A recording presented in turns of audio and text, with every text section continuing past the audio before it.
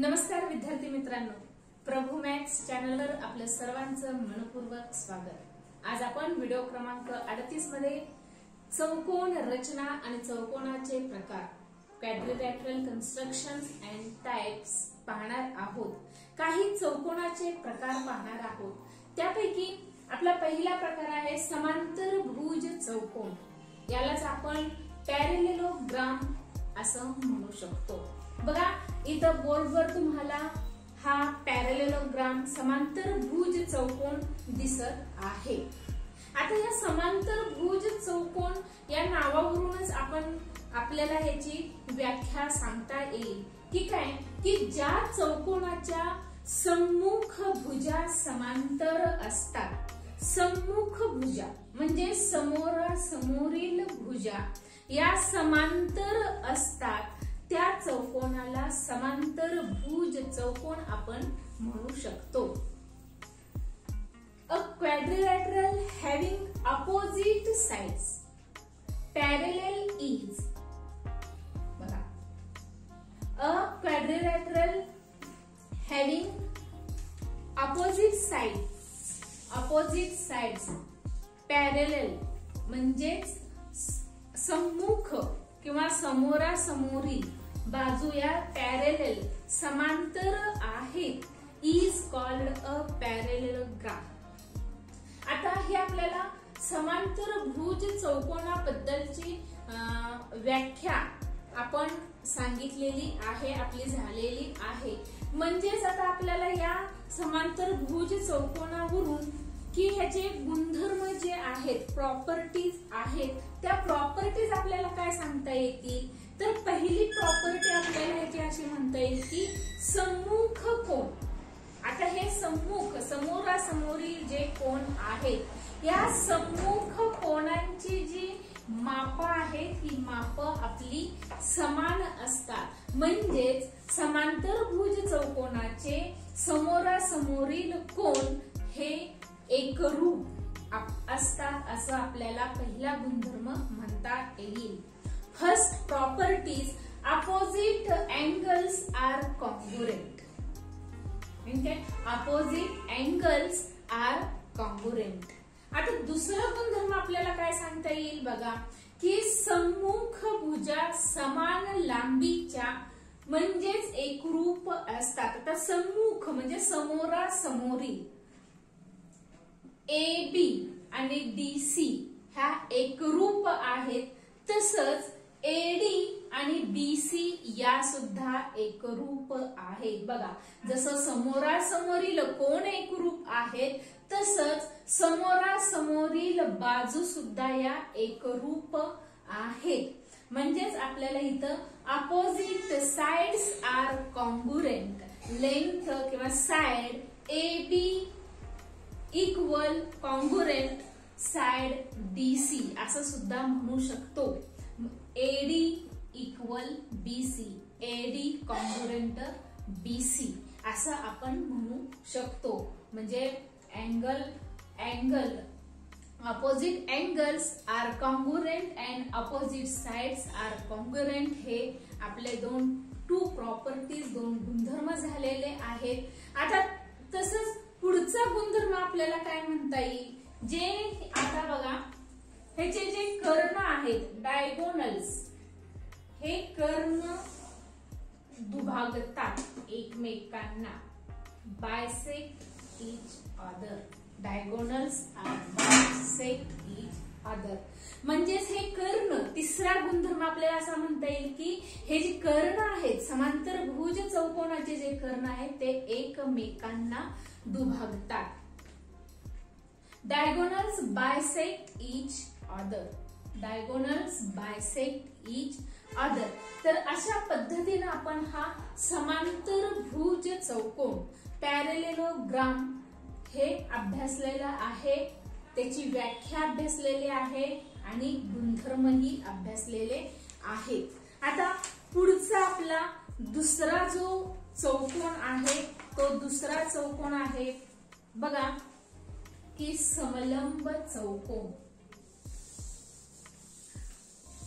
Trapezium.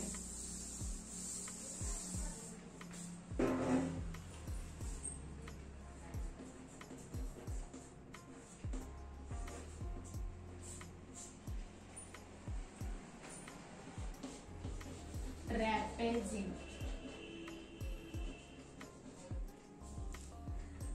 आता हा जो समलंब चौकोन आहे, ट्रॅपेझियम चौकोन आहे बघा, मी त्याची आकृती काढते, फिगर काढते.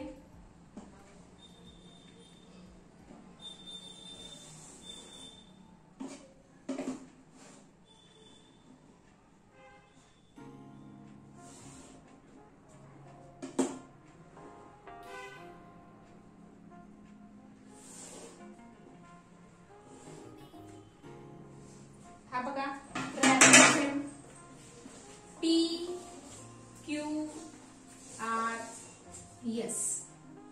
मी इथं हा काढलेला आहे, समलंब चौकोन काढलेला आहे. आता या समलंब चौकोनात ह्याच्यावरून तुमच्या लक्षात येते की या चौकोनाच्या फक्त समोरासमोरील एक जोडी फक्त ही समांतर आहे, पॅरेलल आहे. म्हणजे समलंब चौकोन म्हणजे फक्त एक जोडी समांतर आहे. म्हणजे आपल्याला की ज्या चौकोनाच्या सम्मुख जोड्यांपैकी किंवा सम्मुख बाजूंची एकच जोडी समांतर असते त्या चौकोनाला समलंब चौकोन म्हणता येईल. Trapezium if only are one pair, only one pair of opposite sides of a quadrilateral is parallel, then it is called a trapezium. आता म्हणजे फक्त सम्मुख एकच जोडी पॅरेलल समांतर असते. आता ह्याच्यावरून आपल्याला ह्याचे गुणधर्म काय आपल्याला पाहता येईल तर समलंब चौकोनात बघा, समलंब चौकोनात फक्त ह्या ज्या लगतच्या कोण आहेत थोडक्यात की त्यांची बेरीज ही 180 अंश म्हणजेच आपण रेषीय जोडीतील म्हणू शकतो. म्हणजे लगतच्या कोणांच्या ह्या चार पैकी कोणतेही किंवा दोन जोड्या ह्या परस्पर पूरक असतात, म्हणजेच त्यांची बेरीज 180 अंश असते किंवा त्यांना आपण रेषीय जोडीतील कोण असं म्हणू शकतो.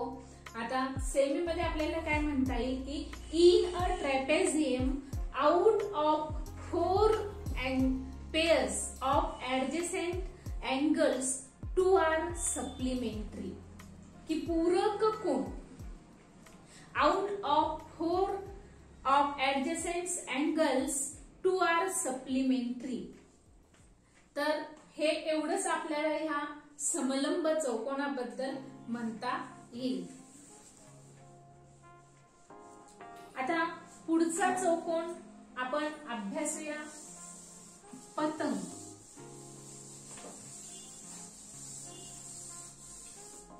बघा पतंग सर्वांना माहितच आहे, काईट. पतंग उडवता नाही तुम्ही, काईट. आता हा वेगळ्या पद्धतीचा असा हा रचना असते.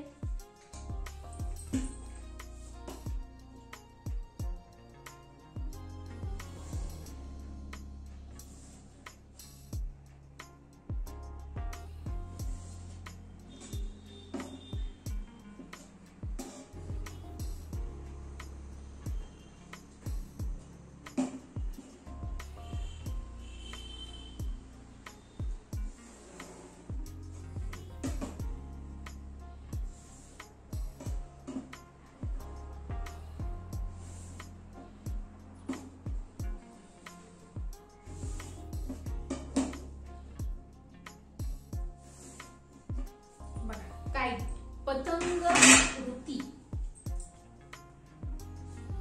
XYZ W. आता ही पतंग आकृती काय की हे जे कर्ण आहेत XZ आणि YW हे कर्ण लंब दुभाजक आहेत. म्हणजे एक कर्ण की दुसऱ्या कर्णाचा लंब दुभाजक असतो किंवा दुभागतो. म्हणजेच ह्याच्यावरून आपल्याला व्याख्या काय करता येईल की ज्याचा एक कर्ण दुसऱ्या कर्णाचा लंब दुभाजक असतो अशा चौकोनाला पतंग चौकोन असं म्हटलं जातं. If one diagonal is the perpendicular bisector of the other diagonals then the quadrilateral is called a kite. आता ही काइट म्हणजे पतंग की एक कर्ण दुसऱ्या कर्णाचा लंब दुभाजक असतो. आता इथं जर बघितलं तर तुम्हाला Y, आता इथं मी O नाव देते, म्हणजे YO आणि ON हे तुम्हाला समान असं दिसेल. तसंच XY आणि XW हे तुम्हाला समान माप दिसतील. म्हणून या पतंगाचे आपल्याला काय गुणधर्म सांगता येतील तर लगतच्या बाजूंच्या दोन जोड्या एकरूप असतात. की पतंग चौकोनात लगतच्या बाजूच्या दोन जोड्या एकरूप असतात. आणि दुसरं म्हणजे सेमीवाल्याचं काय म्हणताय की 2 pairs of adjacent sides are congruent. 2 pairs of diagonals, 2 pairs of adjacent sides are congruent.